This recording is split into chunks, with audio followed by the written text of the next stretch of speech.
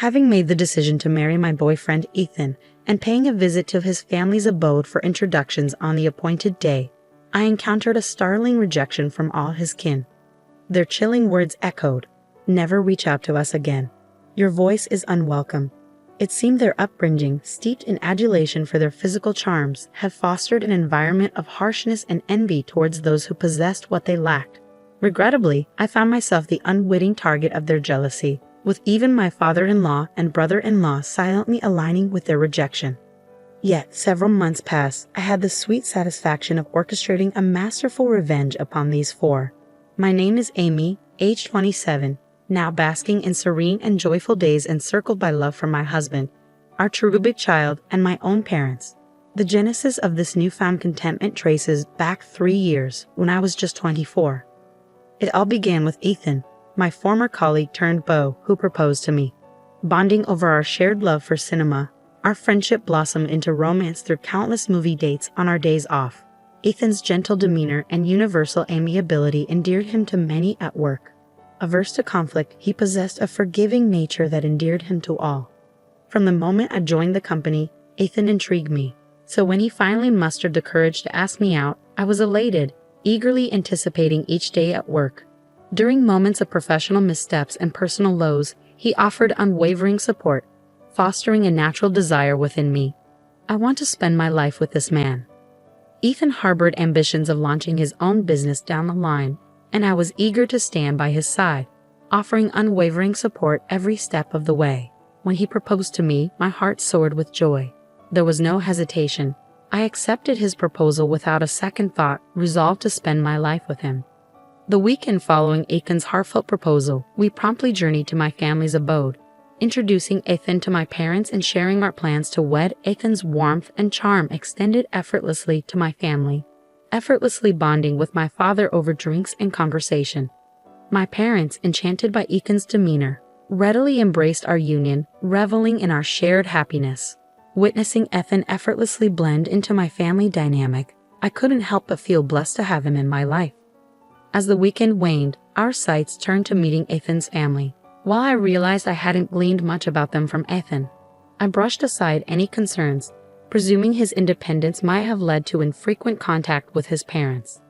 The eve of our visit, during a casual phone call with Ethan discussing our plans for the morrow, he cryptically mentioned, "My parents might come off a bit peculiar, but don't dwell on it too much." His words sparked a twinge of apprehension, but with the early morning looming, I chose to set aside any worries and retire for the night around 10 p.m. The following day, Ethan and I rendered his vows at the station, embarking together towards his family residence. It marked my inaugural visit to his familial abode, and despite my attempts to quell my nerves, a persistent jitteriness lingered throughout the morning. Walking alongside Ethan, his words seemed to blur amidst the frantic thudding of my heart. Before us loomed a majestic mansion, reminiscent of a fairy tale castle.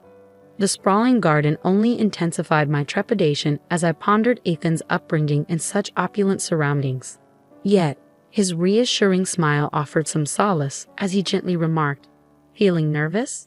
It's all right, let's proceed."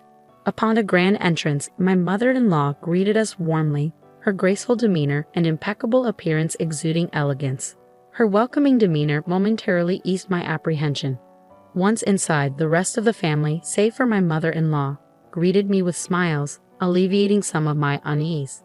Finding myself warmly embraced, I settled onto the sofa, engaging in pleasant conversation over dinner before proudly announcing our engagement to all present. Ethan's family beamed with delight, particularly my mother-in-law and sister-in-law, who expressed their excitement at welcoming me into the family with endearing words. "We're thrilled to have such a charming addition to our family." Their warm reception touched me deeply, fostering a sense of belonging. As the pleasant conversation flowed, I learned more about Ethan's family. His father managed a successful company specializing in package tours, while his brother, an executive director within the same company, harbored aspirations of eventually assuming its leadership. Meanwhile, my mother-in-law and sister-in-law gracefully balanced their roles as homemakers, enriching their lives with pursuits like dance classes and flower arrangement lessons. My sister-in-law, radiating confidence with her impeccable appearance, left a lasting impression. Meanwhile, My father-in-law's kindness and affable demeanor put me at ease, his engaging conversation effortlessly quelling any nerves. I found solace in his amiable presence, genuinely grateful for his warmth. However, the harmonious atmosphere was briefly disrupted by a question from my father-in-law, inquiring about my employment status at the same company as Ethan. I clarified that I held a permanent position, having joined as a regular employee following my graduation from Harvard University. His pride in my accomplishments was palpable, his admiration evident as he praised my achievements. The ensuing praise from both my father-in-law and Ethan left me feeling slightly embarrassed yet profoundly touched by their words of admiration and support. In reality, my journey led me to a prestigious university in the United States, where I dedicated myself to studies even at the expense of sleep during my high school years. My parents, despite limited means, toiled relentlessly to afford my college education. Fueled by a deep-seated determination to secure a promising career and ultimately repay my parents' sacrifices, I poured my heart into every endeavor. Engrossed in lively conversation with others, I couldn't help but notice the sudden silence from my mother-in-law and sister-in-law. A pang of apprehension gripped me, prompting a frantic search for a change of topic. Observing a striking arrangement of flowers adorning the table, I ventured a compliment only to be met with a sharp retort from my mother-in-law, questioning the sincerity of my interest in housewives' pastimes, given my professional stature. Bewildered by her abrupt shift in demeanor, I struggled to comprehend the underlying hostility. Echoing her sentiments, my sister-in-law insinuated that my academic background might lead me to dismiss their pursuits as trivial. I never intended such implications, yet found myself at a loss for words, choking back tears of frustration. Ethan swiftly intervened, rebuking their baseless assumptions and defending my character.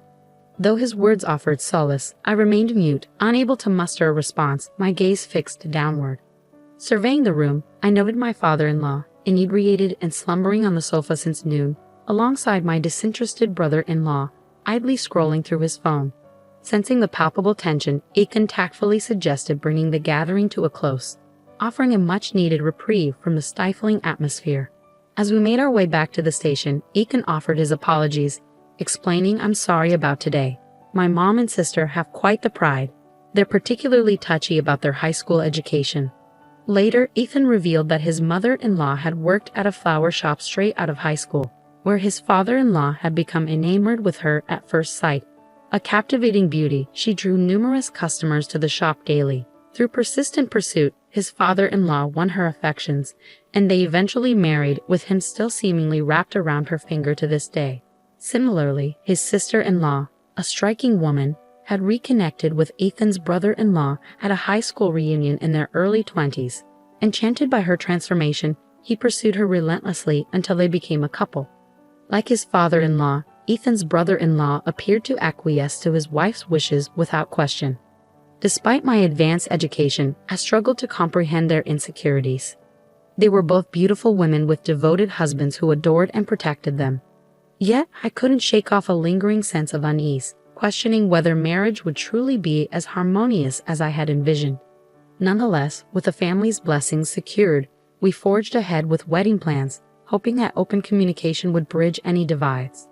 "Rest assured, Amy, I'll always stand by your side," Ethan reassured me, instilling a sense of optimism within me. After months of meticulous planning, the day before our wedding arrived, only to be disrupted by an unexpected phone call from Ethan's mother. As Ethan's voice rose in disbelief, I listened in shock to his revelation that his parents had suddenly decided not to attend the wedding due to a forgotten trip they had booked for the same day. Stunned and bewildered by this unforeseen turn of events, we attempted to reach them for an explanation to no avail, met only by the incessant ringing of unanswered calls. Perplexed by the abrupt turn of events, we hastened to Ethan's parents' house, only to find it dark and deserted, indicating their absence. I voiced my concerns to Ethan, recalling the tense atmosphere during my previous visit, questioning if I had inadvertently offended his mother and sister. Ethan attributed their demeanor to their prideful nature, acknowledging that highly intelligent individuals often bore stubborn tendencies, but he remained uncertain of any specific grievances they held. Puzzled by his father's absence as well, Ethan explained that both his father and brother-in-law were inclined to defer to their wives, likely aligning with them to avoid discord. His distress was palpable, leaving me at a loss for words. Ultimately, our attempts to contact Ethan's family proved futile, compelling us to proceed with the wedding sans their presence. We were left bewildered by the unfolding events, questioning the reasons behind their absence. Even if they genuinely forgot about their trip, I struggled to comprehend why they would prioritize it over their son's wedding.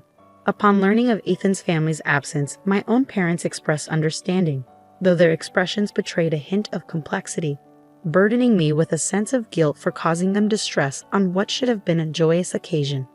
During the reception, murmurs circulated among our guests, questioning the absence of Ethan's parents. Even our boss, who graciously offered a toast, inquired about their whereabouts, leaving us grappling for an appropriate response.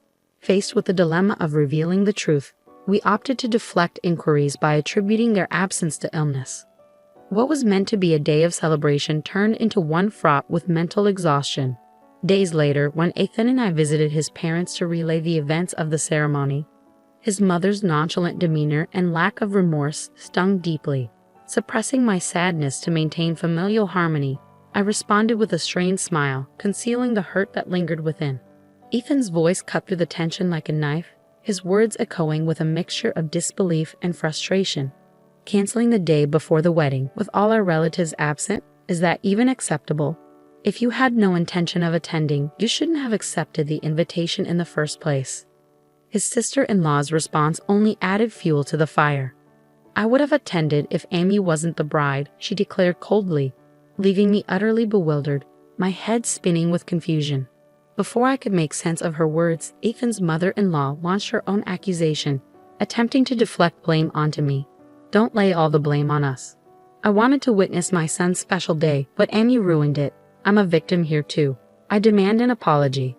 Ethan, sensing my shock, rallied to my defense. How can you blame Amy? She's done nothing wrong, he retorted, his voice tinged with incredulity. But the silence of Ethan's father-in-law, until now, was ominous. When he finally spoke, it was with a venomous intensity that sent shivers down my spine. Enough is enough. How dare you barge in here on our day off to complain? Is that all you came for? Get out. His words were like a slap in the face, and before we could even process what was happening, we found ourselves forcibly ejected from their home. As I hastily slipped on my shoes at the entrance, my mind reeled with shock and disbelief, struggling to comprehend the sudden turn of events. A sharp sting on the sole of my foot jolted me into a panic. Ouch! I exclaimed, lifting my foot to find a caterpillar wriggling inside my shoe. Recoiling with disgust, I hastily kicked off my shoe and fled outside, releasing the creature into the open air. As I stood, one shoe on, catching my breath, I noticed my mother-in-law and sister-in-law watching, their laughter laced with a malicious edge. "Are you all right?" they asked, their concern ringing hollow. Eager to escape the uncomfortable situation, I mumbled an apology and made a swift exit, only to be halted by my mother-in-law's unexpected words. "Amy, please refrain from involving yourself in our affairs except for weddings and funerals," she said, her tone final as she shut the door, leaving me bewildered and hurt. What had I done to deserve such treatment? All I wanted was to foster a positive relationship with Ethan's family. On the journey home, Ethan showered me with apologies, assuring me that I needn't endure any further interactions with his family. Despite his efforts to console me, I couldn't shake the feeling of guilt and confusion. The revelation that my presence had caused such disdain from his mother-in-law and sister-in-law weighed heavily on my mind, leaving me questioning my worth. The next day brought a new wave of distress as my entire body erupted in intense itching. Rushing to the mirror, I was greeted with the sight of fiery red swelling covering my skin. A visit to the dermatologist revealed that the cause was caterpillar stings from the previous day.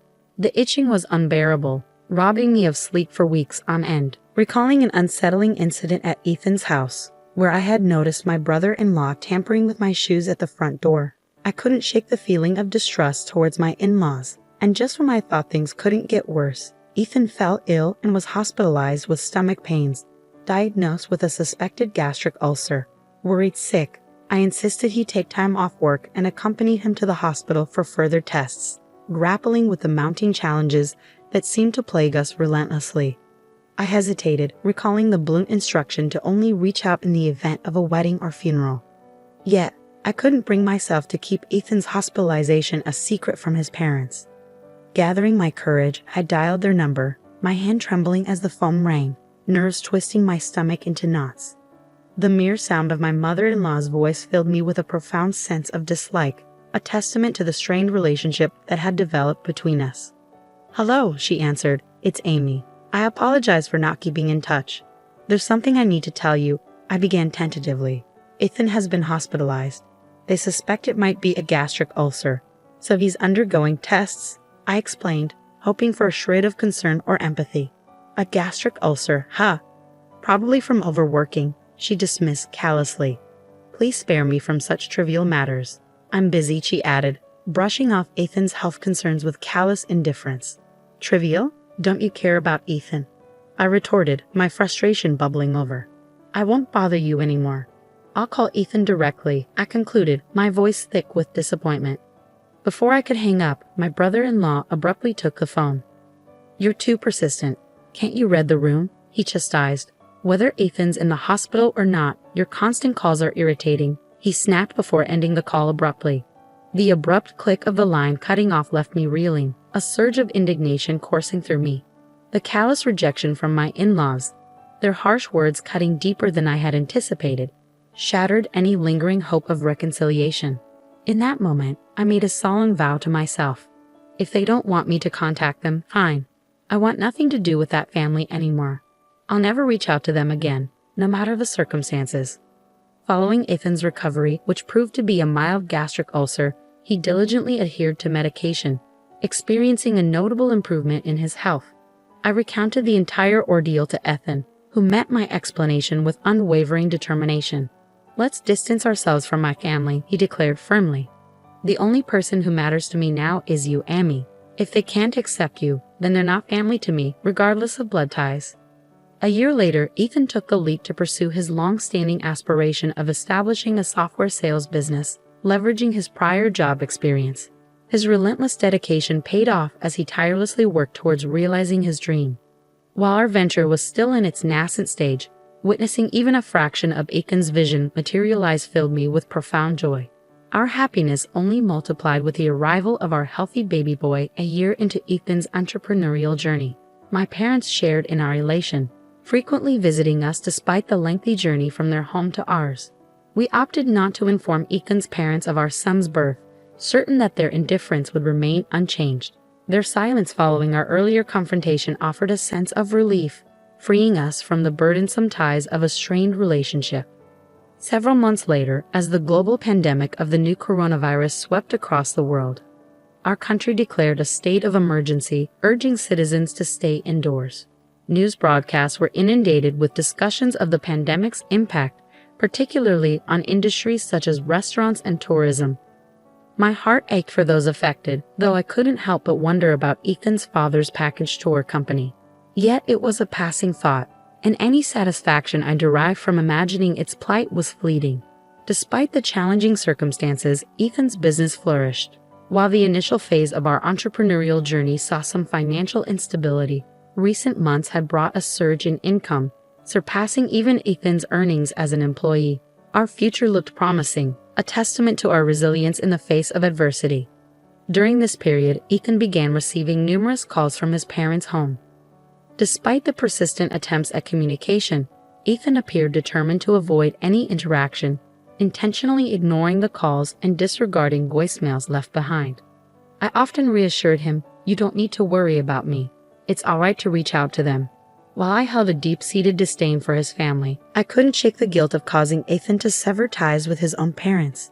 Yet Ethan remained resolute in his stance, affirming, "Amy is my top priority, not my parents. If they can't accept you, regardless of their parental status, I can't hold them in high regard." I felt a mix of remorse and admiration for Ethan's unwavering loyalty. Despite Ethan's steadfast avoidance, the persistence of his parents was relentless. Daily calls went unanswered, and then one day, a letter arrived from his family home, bearing a startling message. "Our business is teetering on the edge of bankruptcy, and urgent financial discussions are necessary," it read. Their audacity was staggering, considering the estranged relationship they had imposed. We refused to entertain their demands, opting instead to let them face the consequences of their actions. "Let them face the repercussions of their decisions," I remarked. Soon enough, my own phone began to ring incessantly. Occupied with work, I couldn't attend the calls, but a voicemail left a clear indication of Ethan's continued avoidance. It seemed they had resorted to contacting me despite my explicit instructions to the contrary. Reluctantly, I listened to the message left on my voicemail, which simply stated, "Is this Amy's number? If Ethan persists in his silence, I'll visit in person. Let him know." 2 days following the voicemail, Ethan and I found ourselves enjoying a rare day off together at home. Just as we settled in after lunch, the doorbell chimed, signaling an unexpected visitor. Peering through the monitor, I was met with the sight of my 4 in-laws standing at the doorstep. Surprised, I looked at Ethan, who let out a weary sigh. "We could just ignore them. They'll eventually give up," he suggested. However, I couldn't shake the sense of pity. "They've come all this way, it wouldn't hurt to let them in," I countered. After a brief moment of contemplation, Ethan relented, unlocking the door to face whatever awaited us on the other side. Pitiful.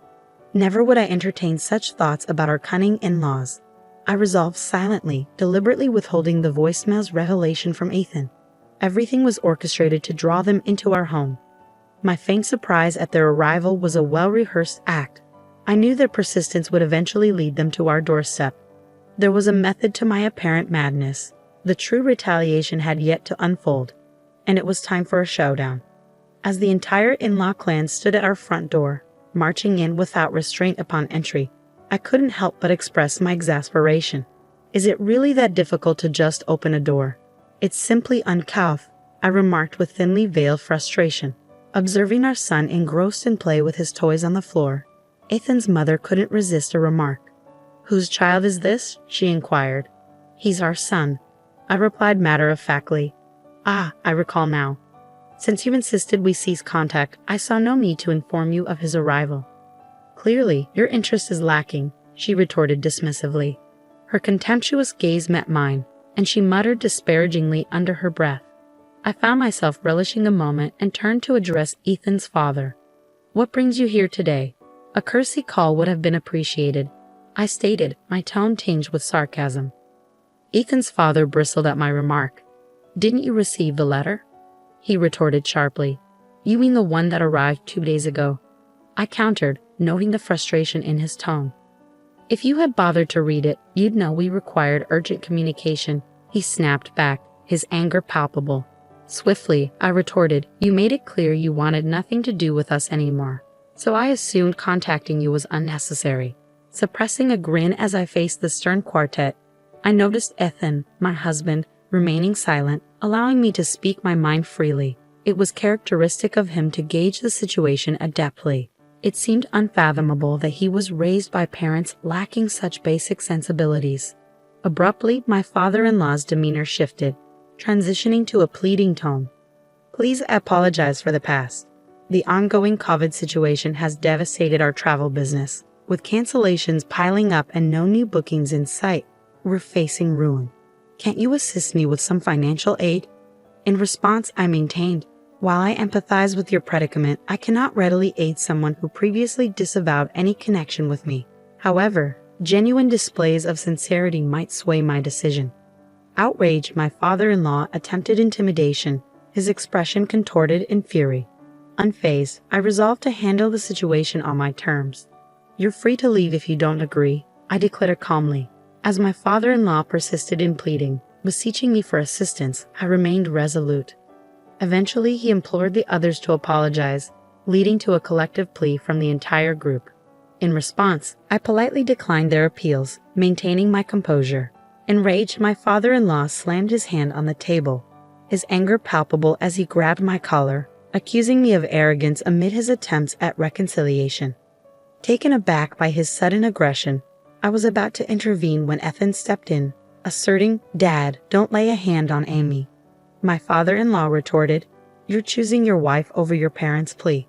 Ethan remained firm, stating, "Amy is my priority.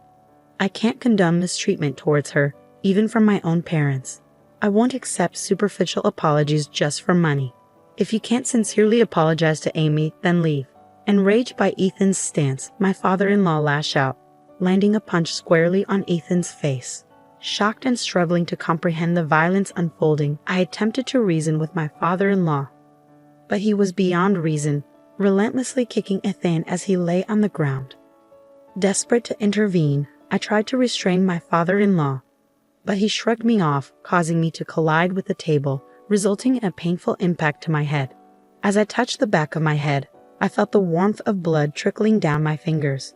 The other 3 family members, frozen in shock, watched as my father-in-law continued his rampage, demanding money and ransacking the room. In a moment of desperation, I opened the balcony window and cried out for help to the passers-by below, screaming that I was in danger. Within minutes, the police arrived. Upon their arrival, my father-in-law swiftly changed his demeanor, feigning innocence and dismissing the chaos as a misunderstanding. He attempted to paint me as intoxicated and delusional, trying to downplay his violent outburst with a disarming smile. I recounted to the officer, "Please apprehend this man. He assaulted both my husband and me, and he's been ransacking our home, demanding money." In response, my father-in-law vehemently denied the accusations and, with a burst of anger, punched a hole in the wall. Without hesitation, the officers arrested him on the spot. Subsequently, the other 3 family members were also taken in for questioning. It became apparent that my father-in-law would spend some time in jail.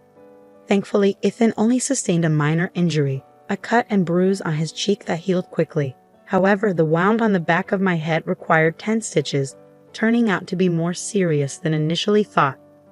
While I feel a pang of guilt for Ethan's injury, a sense of relief washes over me knowing that my in-laws have ceased their demands for money, possibly reflecting on their actions. As I later discovered, my father-in-law initially spoke highly of me, but my mother-in-law and sister-in-law's jealousy led them to manipulate him and my brother-in-law into treating me poorly. It's astounding how envy can alter one's behavior so drastically, leading to unforeseen consequences. It serves as a sobering reminder of the unpredictable nature of human emotions and the potential repercussions that follow. As anticipated, my in-laws faced financial ruin, their business collapsed, and their home was repossessed. Now they reside in a modest apartment, both nearing their 70s and struggling to secure employment. My brother-in-law, once privileged by his father's position, now languishes in a cycle of gambling at the casino, nearing 50 with no marketable skills. Meanwhile, my sister-in-law's attempts at job hunting are thwarted by her demanding demeanor, leaving her confined to their home. Following that turbulent incident, my father retired, prompting a decision for my parents and us to cohabit.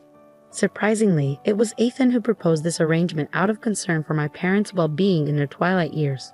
With my return to work, my parents graciously care for our son during the day, providing me with a sense of security in juggling childcare and my career. Surrounded by my beloved husband, caring parents, and our cherished son, life couldn't be more fulfilling. I am determined never to take this happiness for granted and to always remain grateful for the blessings bestowed upon us.